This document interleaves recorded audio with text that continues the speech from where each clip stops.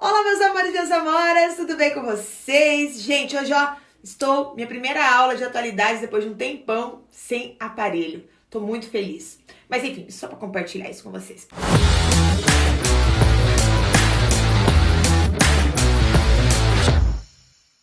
Porque hoje, 1º de junho de 2020, eu quero falar com você sobre os problemas que o mundo está passando. Na verdade, o mundo inteiro está passando por problemas. Juntos, todos estamos contra a Covid-19.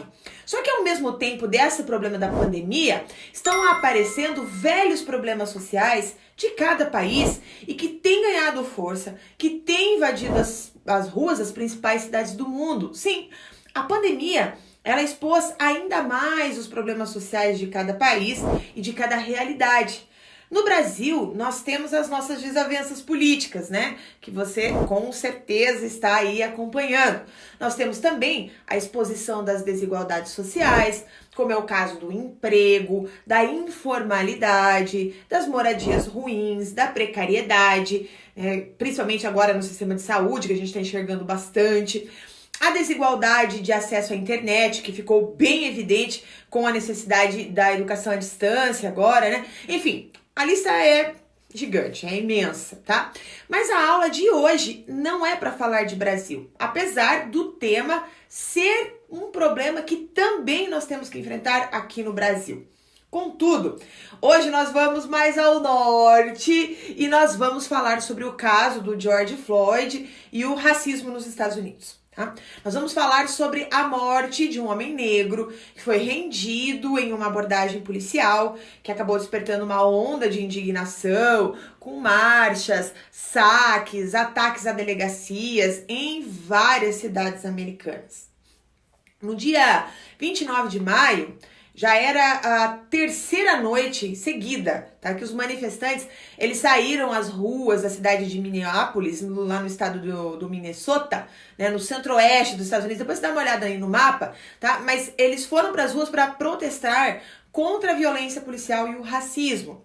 Então, os protestos se tornaram cada vez mais violentos e se espalharam por outras cidades do país, como é o caso de Nova York, Denver, Phoenix, Columbia, Ohio e, enfim, alguns casos com manifestantes tentando invadir, inclusive, os prédios das prefeituras. Então, a onda de protestos levou, inclusive, o presidente dos Estados Unidos, o Donald Trump, né, a ameaçar convocar a Guarda Nacional e usar munição de verdade, tá? Munição real para disparar contra os manifestantes que estivessem envolvidos aí em saques e em depredações. O post do Trump acabou sendo removido pelo Twitter, né, por qual foi o motivo, Carla? O Twitter justificou que ele estava glorificando a violência, tá?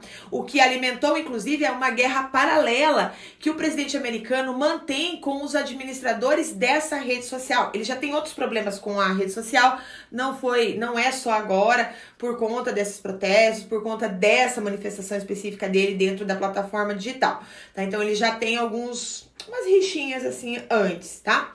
Mas em Minneapolis, que é o epicentro dos distúrbios, né, o local onde tudo tá muito mais forte, né, onde tudo começou, um grupo de pessoas irrompeu numa delegacia de polícia da cidade, quebrando os vidros, destruindo os móveis, ateando fogo no local, enfim, tá? Um caos. E as pessoas, inclusive, arremessaram objetos contra a delegacia enquanto os policiais estavam disparando projéteis. Isso tudo foi noticiado pelo The New York Times, né, sem especificar aí se foi usada munição real, se não foi, tá? Ele não falou isso. Essa informação o jornal, infelizmente, não passou, felizmente, enfim, né? Ainda bem que tomara que não seja munição real, tá? Mas, bem, enfim, a polícia retirou-se em seguida do local, advertindo a população também pelo Twitter sobre o risco de explosões, né? Por conta por medo da rede de gás que passa pelo edifício, enfim, é muito perigoso. Então, o fogo, inclusive, se alastrou por edifícios vizinhos durante a noite, enquanto os bombeiros diziam não haver condições ideais de se aproximar, né, ideais de segurança, no caso, para se aproximar. O ataque à delegacia de Minneapolis ocorreu depois dos promotores de justiça do local terem relutado em apresentar uma denúncia contra um grupo de policiais envolvidos na morte de um homem negro, né, desse homem que eu acabei de falar, na segunda-feira, ou seja, no dia 25 de maio, que esse foi o episódio, enfim, que deflagrou essa onda de protestos. Agora, mas prof, explica melhor qual foi o estopim desses distúrbios. Eu vi na TV, mas não entendi muito bem, tá? Então é o seguinte. A morte de George Floyd, era um homem negro, né, com 46 anos. Esse foi o estopim dos distúrbios da cidade. Mas quando a gente fala em estopim, não é um motivo específico somente. Ele só foi, assim, era um problema já existente que acabou sendo evocado pela população por conta desse fato. Então, o problema já existe. Tá? Bom, o que aconteceu com ele? Ele foi asfixiado até a morte por um policial branco nessa abordagem que foi ocorrida no dia 25 de maio, na segunda-feira. Os transeuntes, né, que filmaram a cena e postaram o vídeo nas redes sociais, porque hoje tudo é postado nas redes sociais, né, deflagrou uma campanha internacional de pessoas que se disseram ultrajadas com o ocorrido. No vídeo, o policial Derek Chauvin imobiliza o Floyd no chão, ao lado de uma viatura. E o policial coloca todo o peso do corpo em seu joelho, que aparece apoiado contra o pescoço do Floyd. Então, ele rendido, sem esboçar reação, e com as mãos para trás, né, o homem imobilizado avisa o policial que já não consegue respirar. A situação se mantém inalterada aí por 8 minutos, até que Floyd é levado inconsciente por uma ambulância e em seguida ele é dado como morto. A irmã do George Floyd, a Bridget Floyd, fez uma declaração à imprensa dizendo que esses policiais eles devem ser processados por assassinato, porque é exatamente o que eles fizeram, na opinião dela. Então, para ela foi claramente um assassinato. E ela afirmou que não quer que os protestos sejam apenas por protestar, tá? Ela quer que medidas sejam tomadas. E aí, você concorda com a irmã dele ou você acha que não? Bom, os policiais envolvidos na ocorrência dizem que o Floyd resistiu fisicamente à abordagem policial, mas o fato é negado pelas testemunhas que estavam ali. 4 agentes envolvidos na ação, Chauvin e outros 3, que formam um cordão ao redor da cena, impedindo as pessoas de se aproximar, foram afastadas, enquanto o FBI, né, que é a Polícia Federal, né, no correspondente lá dos Estados Unidos, está realizando as investigações juntamente com os promotores estaduais da justiça em 2 frentes paralelas, tá? Então, o cenário agora é de destruição e repressão na cidade. O governo do estado de Minnesota, o democrata Tim Walz, declarou o estado de emergência e pediu reforço de 500 membros da Guarda Nacional Estadual. Essa Guarda Nacional Estadual é uma espécie de força de reserva, tá? Ativada ali só nos casos na qual as polícias estaduais se veem sobrecarregadas nos Estados Unidos. Tá? Então, quase 200 supermercados e pequenos negócios do bairro foram saqueados e destruídos só em Minneapolis e São Paulo, que são conhecidas como cidades gêmeas. Você que estuda aí geografia talvez saiba o conceito. São cidades gêmeas lá no estado do Minnesota. A onda de ataques obrigou, inclusive, muitos comerciantes a manterem as portas fechadas, aumentando o clima tenso nas ruas. Se você não conhece a cidade, nunca ouviu falar, tá? Minneapolis é hoje uma cidade com líderes progressistas e na qual as autoridades admitem os problemas gerados pelo racismo estrutural e adotam medidas para tentar reduzir a segregação racial. Mas o impacto de medidas racistas adotadas no passado, eles ainda são sentidos. Então, a cidade ela é considerada a 4ª pior área metropolitana dos Estados Unidos para negros morarem e tem uma das maiores disparidades raciais do país em vários indicadores, né? Os mesmos indicadores que eles usam aqui no Brasil, como taxa de pobreza, desemprego, propriedade de imóveis e por aí vai, tá? E também, essa cidade, ela é altamente segregada, né? Algo que, inclusive, é fruto de políticas adotadas a partir do século XX para impedir que moradores negros se mudassem para algumas áreas, para determinadas áreas. Durante décadas, persistiu na cidade, assim como em outras partes do país, a prática de incluir nas escrituras das propriedades uma cláusula estabelecendo que pessoas que não fossem brancas não poderiam ser proprietárias, tá? E em muitos casos nem mesmo ocupar o local. Tá vendo como que as coisas são bem complexas também fora do Brasil? Bom, o projeto da Universidade de Minnesota já encontrou quase 30 mil propriedades que tinham cláusulas de restrição racial entre 1910 e 1955. Isso, inclusive, contradiz a narrativa comum de que a segregação racial ocorria apenas no sul dos Estados Unidos. Isso não é verdade, tá? É verdade, inclusive, que na época, Minneapolis não tinha aqueles bebedouros ou ônibus segregados, mas havia esse sistema de segregação velado que não era tão visível, mas era brutalmente eficaz. Em 1910, os moradores negros representavam apenas cerca de 1% da população. Mas a imposição das restrições foi uma ação preventiva para garantir que a cidade permanecesse branca, né, no futuro, né, limitando os moradores de outras raças, né, a certas áreas, tipo, nesse bairro aqui você não mora.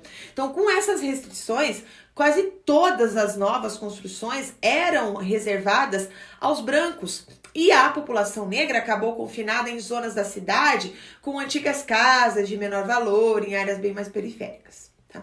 Essas restrições raciais no setor de habitação foram proibidas em todo o país em 1968, mas o seu impacto ainda está presente em Minneapolis e em outras cidades americanas, tanto na composição racial dos diferentes bairros, quanto em termos financeiros. Então, aquela disparidade que nós também vimos aqui no Brasil ocorre lá. Então, nos quarteirões onde as propriedades tinham as cláusulas lá no passado, cerca de 80% dos moradores atuais são brancos, né? Um percentual bem maior do que a média da cidade, que é de 60%. O valor de casas que no passado não tinha essas restrições, ainda hoje é cerca de 50% mais alto do que a média da cidade. E o impacto financeiro dessas disparidades resulta até os dias de hoje, né, em níveis de renda mais baixos e taxas de pobreza mais alta entre os habitantes negros. Então, a área em que o Floyd foi morto e onde as manifestações se concentram inicialmente, que fica no cruzamento da Rua 38, nos Estados Unidos eles dão números, as ruas, muitas das ruas, né, tem números. Então, na Rua 38 e a Avenida Chicago, marca a divisa entre essas zonas, né, com população historicamente negra, e a outra área que predomina, a branca, né, que é a maioria das propriedades que eu acabei de falar, com essas cláusulas de restrição racial. Então, no passado, quando essas medidas ainda estavam em vigor, a divisão entre áreas da população negra e dos moradores brancos era rígida, tá? E muitas vezes a fronteira entre as duas zonas era alvo de policiamento mais intenso e mais agressivo. Então, ainda hoje, muitos moradores de área em que a maioria da população é negra, eles costumam reclamar de excessos cometidos pelo policiamento em suas comunidades, diferente do que ocorre em bairros de maioria branca. Então, essa é uma reclamação da população que tá ali, tá? Agora, você deve estar se perguntando assim, né? Putz, talvez, né, você queira ser policial, né? Então, você deve estar pensando assim, mas como que é esse relacionamento com a polícia, né? Bom, em Minneapolis, o relacionamento da polícia com comunidades negras e outras minorias, né, tem um histórico bastante conturbado, né, com acusações de racismo. Inclusive, é importante lembrar que o movimento indígena americano foi fundado em Minneapolis em 1968, em parte como uma resposta à brutalidade policial contínua, né, que era diária, enfim. E um ano antes, Minneapolis havia sido palco de protestos violentos da comunidade negra. E depois, nos anos 80, houve uma mobilização da comunidade gay na cidade contra as agressões da polícia também. Então, o próprio chefe da polícia, que é o Medari Arradondo, que é o primeiro negro a ocupar, inclusive, um cargo, processou o departamento no início da sua carreira, olha que interessante, por tolerar um comportamento racista. Tá? Então ele assumiu esse comando na corporação em 2017 com o objetivo de melhorar as relações da polícia com a comunidade negra. Foi uma forma como eles adotaram, né? Os negros, inclusive, representam apenas 20% da população, mas são mais de 60% das vítimas em disparos com o envolvimento da polícia. Então a cidade já foi palco de vários protestos anteriores contra a morte de homens negros pela polícia, como foi o caso de Jamar Clark em 2015 e de Thurman Blevins em 2018. E o Departamento da Polícia de Minneapolis é alvo de inúmeras reclamações de uso excessivo da força, inclusive contra Chauvin, né? O policial, né, que imobilizou o Floyd. E os policiais envolvidos nesses episódios, eles raramente são disciplinados ou punidos, que é uma característica também que nós temos aqui no Brasil, tá? Então, a Arradondo demitiu, inclusive, os 4 policiais envolvidos na morte de Floyd. Chauvin foi preso e indiciado pelo homicídio e outros 3 estão sendo ainda investigados, tá? Esse fato evidencia que em ambientes cujo racismo é notoriamente forte, são necessárias mudanças estruturais para impedir que esse tipo de violência continue ocorrendo. Então, episódios de violência policial, como este, por exemplo, são sintomas de uma geografia profundamente desigual, né? Portanto, não são um acidente, são incrivelmente tristes, mas não é surpreendente que eles ocorram, tá? Então é importante você saber também sobre o contexto político das ações que eu vou te falar agora, tá? Os protestos e enfrentamentos no centro-oeste americano ocorrem no ano em que os americanos votam para presidente. Em novembro, os eleitores decidirão entre a renovação do mandato do Trump ou a eleição do seu rival, que é o democrata Joe Biden, né, que goza aí de maior prestígio entre os eleitores negros e os eleitores latinos. Tanto o governo do estado de Minnesota quanto da prefeitura da cidade de Minneapolis estão nas mãos de políticos democratas, tá? Então, o Trump, ele criticou ambos nas redes sociais, colocando-se como um presidente capaz de pôr fim aos distúrbios, caso as autoridades locais não se mostrassem à altura para resolver a problemática, tá? Então, a posição de Trump deve, inclusive, acirrar ainda mais os ânimos de uma sociedade que está dividida ao meio, não apenas, quando a gente fala dividida ao meio, não apenas entre brancos e negros, mas também em relação aos direitos das mulheres, dos imigrantes, das minorias, que vem inclusive na agenda da extrema-direita, do atual presidente, um risco existencial. Então, o caso nos Estados Unidos acabou estimulando protestos, inclusive em várias cidades do mundo, como foi o caso de Toronto, Londres, Berlim, né? Toronto, ali enfim, bem pertinho, inclusive, dos Estados Unidos, né? Ali no Canadá. E Londres, a capital da Inglaterra, e Berlim, né, a capital da Alemanha, inclusive, cuja população foram às ruas fazer os protestos antirracistas. E em Berlim, na Alemanha, milhares de manifestantes se reuniram em frente à embaixada americana, muitos carregavam cartazes pedindo justiça por George Floyd, enfim, e eles espalhavam aí a frase do movimento Black Lives Matter, né, que significa vidas negras importam em português, tá? Em Londres, o protesto pacífico foi no distrito de Peckham, que fica ao sul da capital britânica. Então, os manifestantes, eles gritavam por justiça, por George Floyd, e carregavam faixas e cartazes, enfim, em homenagem ao afro-americano vítima da violência policial. Na cidade canadense de Toronto, o protesto contra o racismo também foi em homenagem ao Regis Korzynski Packett, né, que é um homem negro que morreu depois de cair de um prédio, também durante uma abordagem policial. Bom, mas não foram só as pessoas que foram às ruas protestar contra isso.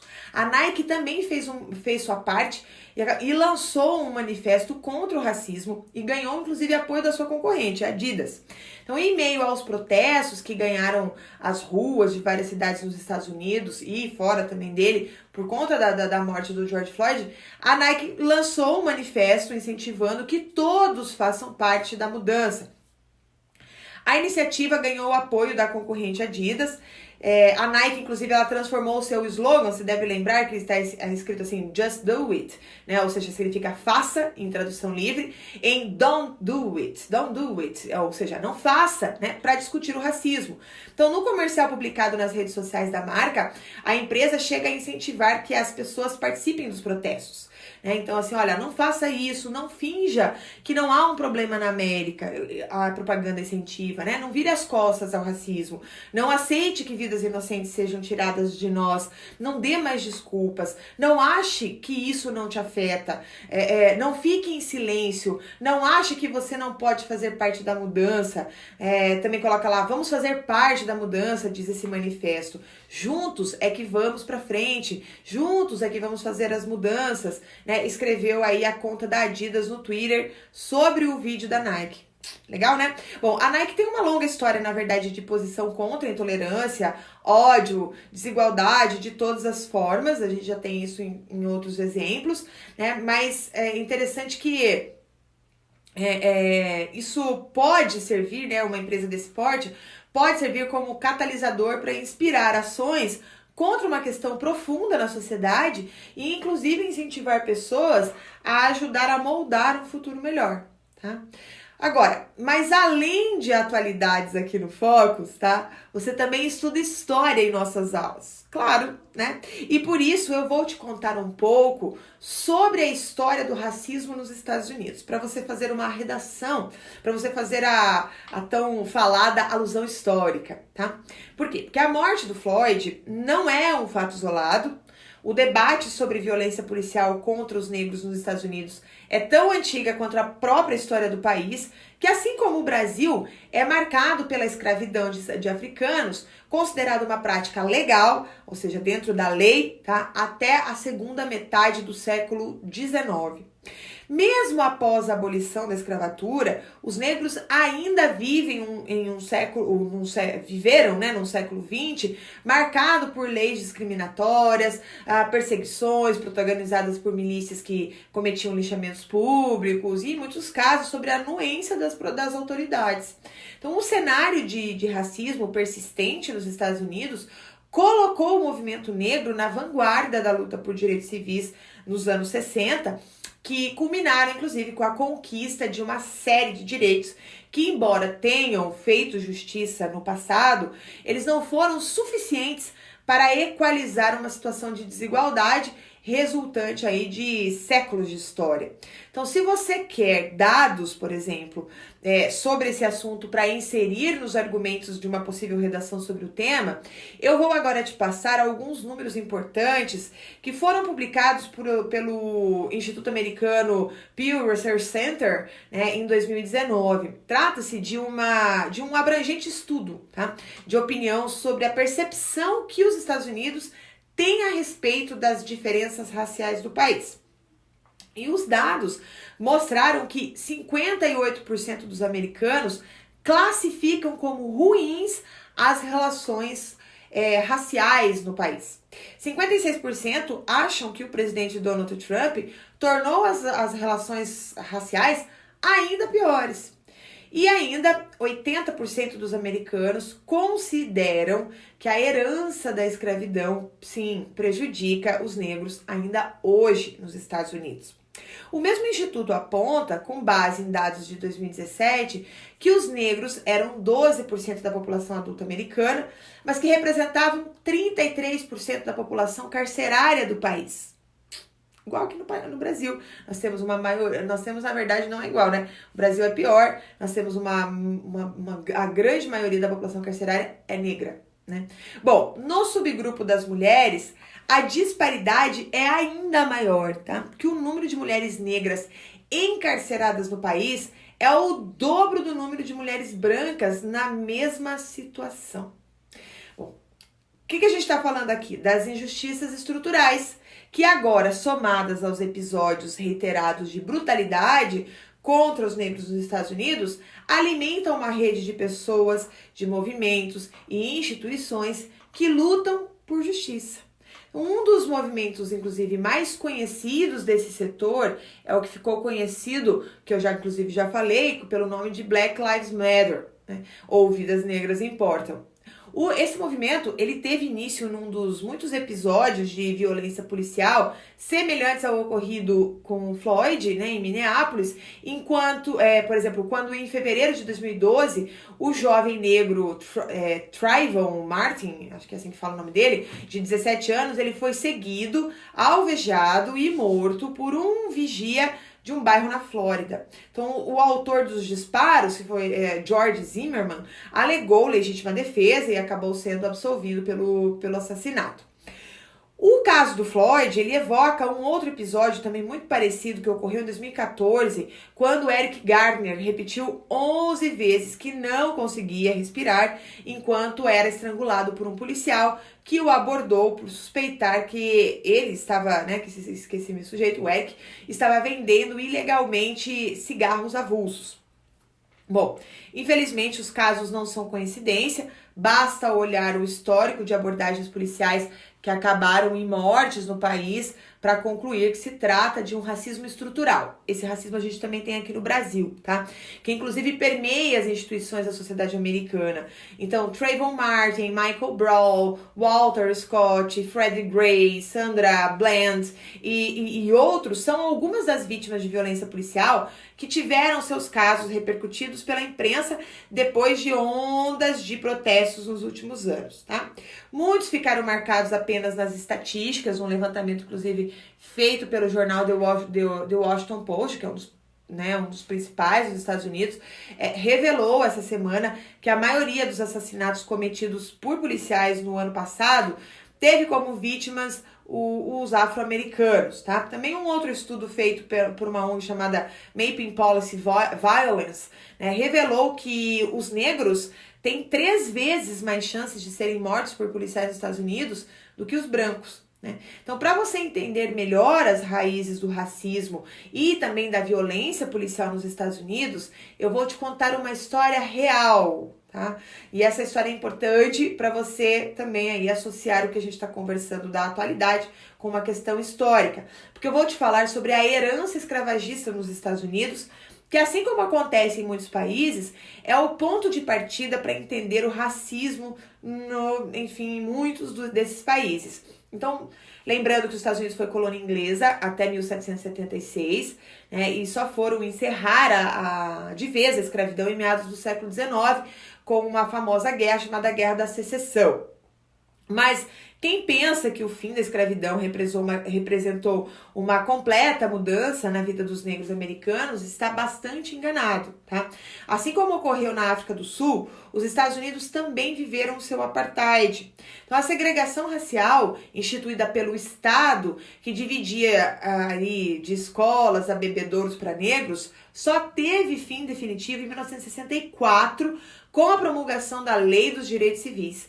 Então, para que essa conquista fosse alcançada, grupos de resistência como os Panteras Negras, ativistas como Martin Luther King, trilharam um longo caminho de luta. Inclusive, o Martin Luther King é o dono de uma frase célebre chamada "Eu tenho um sonho", né? I have a dream. Falando sobre essa questão da desigualdade.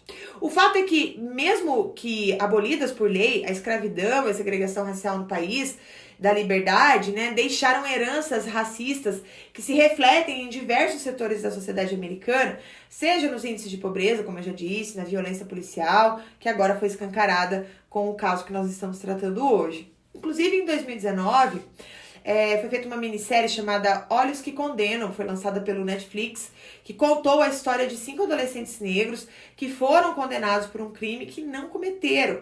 A mesma diretora da série, que é a Ava DuVernay, né, Ava DuVernay, também abordou a violência policial e o sistema penitenciário racista americano num documentário chamado A 13ª Emenda. Inclusive, eu recomendo fortemente para que você que está fazendo concurso na área policial assista, tá?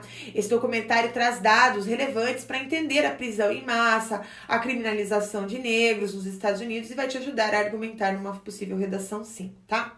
Bom, no Brasil, o cenário não está muito distante. Pois é, vale lembrar que, embora nós não tenhamos tido um apartheid por aqui, né, o Brasil esteve entre os últimos países a abolir a escravidão. Nós abolimos a escravidão em 1888 e a violência policial também é, sem dúvidas, tá, uma das nossas heranças escravagistas.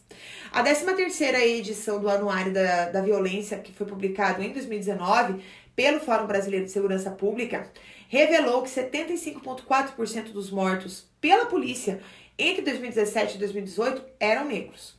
A relevância do tema, inclusive, pode colocá-lo na mira dos grandes concursos, seja em questão de atualidades, ou seja em tema de redação. Portanto, você precisa entender bem, estar antenado sobre essa discussão, para que você possa dissertar com tranquilidade.